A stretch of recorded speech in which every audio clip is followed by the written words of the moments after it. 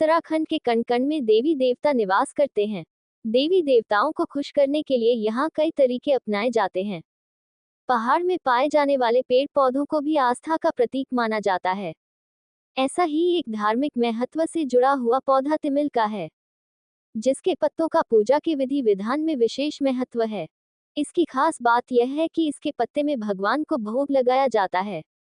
इसे पहाड़ में पूजा पाठ के लिए साफ माना जाता है। तिमिल के पत्ते को पहाड़ में शादी, पूजा पाठ, जागर, घनाई, नामकरण, यहाँ तक कि श्राद्ध की पूजा के लिए भी इस्तेमाल किया जाता है।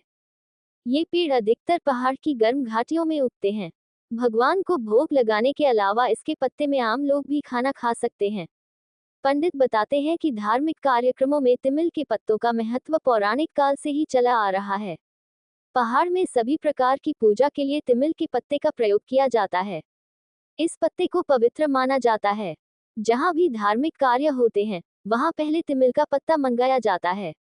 तिमिल के पत्ते का प्रत्येक देवता को पूजने और पितृ कार्य में इस्तेमाल होता है। तिमिल के पत्ते का विशेष धार्मिक महत्व है। इसके पत्ते का इस्तेमाल शादियों और पूजा पाठ में शुद्ध माना जाता है। तिमिल के पत्ते से पेड़ और डोंगे बनाए जाते हैं। तिमिल के पत्ते की धार्मिक मान्यताएं काफी प्रसिद्ध हैं। इसकी पत्तियों को आपस में जोड़कर पत्तल बनाया जाता है। श्राद्ध के दौरान इन्हीं पत्तलों में पितरों को भोग लगाया जाता है। आज भी ब्राह्मण पूजा पाठ में इन पत्तों का इस्तेमाल होता है।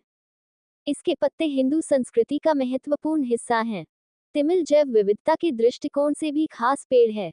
पहाड़ के लोगों का मानना है कि तिमिल के पत्ते का पूजा पाठ में इस्तेमाल करने से भगवान प्रसन्न होते हैं, और तिमिल के पत्ते को पेड़ से तुरंत तोड़कर पूजा में शामिल करने से इसे शुद्ध माना जाता है।